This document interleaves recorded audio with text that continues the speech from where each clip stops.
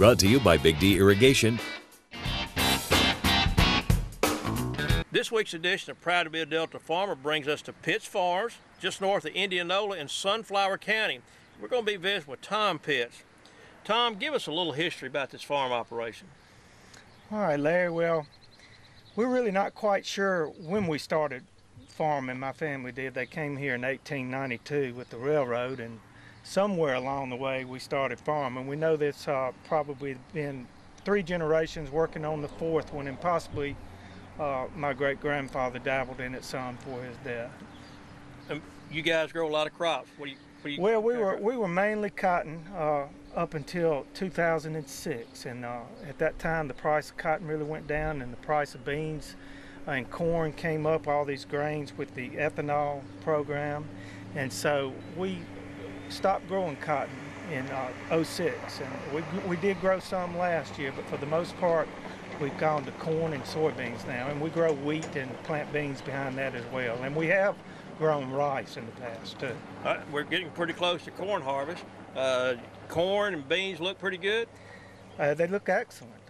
This hot weather here is not helping things, but I think the corn pollinated in the cooler weather, and I think the corn looks fine, and as long as the heat will go ahead and break pretty soon, I think the soybeans will be okay too. Tom, tell us about your pecan groves here. Well, most of these trees in the distance there, the big ones, were planted in 1957 by my father, and he's still alive. He's 83 years old, and he still rides around the farm some now. And this other orchard was planted by my younger brother Will, and so we have about probably 450 trees, maybe 40 acres or so. Now, you mentioned your brother, and one of the things we've talked about is this is a family operation, so give us an idea.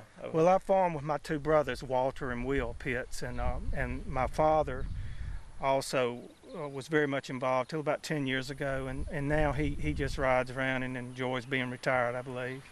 And we have our children out here working. They're all high school, junior high, and early college age, so none of them are back on the farm yet. Pitts Farms also has grain storage capacity of several 100,000 bushels. Sweet corn will also be available at Pitts Chemical in Indianola until July 20th. Join us next week for another edition of Proud to be a Delta Farmer on WABG Channel 6 and WNBD 33.